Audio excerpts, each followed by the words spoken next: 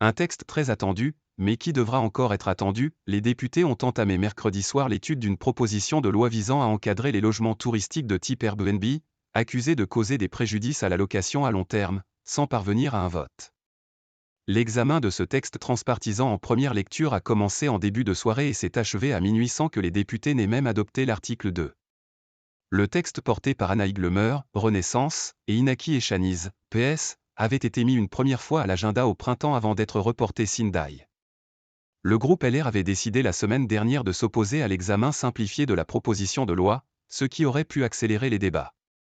Au cours des discussions, les députés LR et RN ont multiplié les manœuvres, rappels au règlement, prises de parole multiples, demandes de suspension, conduisant à les ralentir.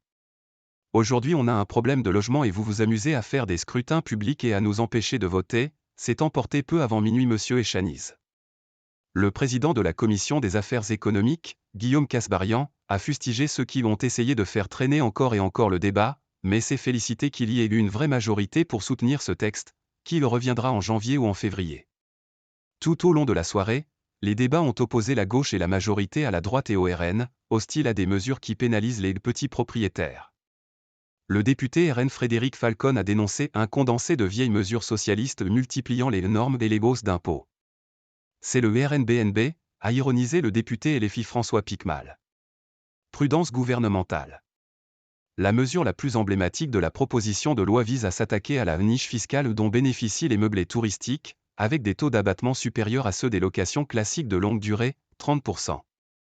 L'article 3, durci par la Commission des lois la semaine dernière contre l'avis du gouvernement, prévoit d'abaisser à 30% le taux d'abattement sur les revenus des meublés de tourisme, contre 71% pour la location meublée classée et 50% pour la location meublée non classée aujourd'hui. Une exception serait retenue en zone rurale très peu dense où un taux de 41% supplémentaire, 71% au total, pourrait être appliqué. Dans son propos introductif, le ministre du Logement Patrice Vergriete a dit soutenir une réforme de la fiscalité locative des bailleurs privés, avec l'objectif de mettre fin à des niches fiscales jugées injustifiées. Mais il a aussi incité à être prudent, rappelant qu'une mission parlementaire sur le sujet avait été confiée à Madame Lemeur et à la députée MoDem Marina Ferrari. L'avantage fiscal avait déjà fait l'objet d'un bras de fer durant l'examen du projet de budget 2024, avec la promesse de l'exécutif de réduire de 71% à 50% l'abattement en zone tendue. Il ne peut pas y avoir de mesures fiscales hors du projet de loi de finances, a balayé mercredi sous couvert d'anonymat un responsable de la majorité. Le texte, examiné en première lecture, applique également des obligations de diagnostic de performance énergétique aux meublés de tourisme.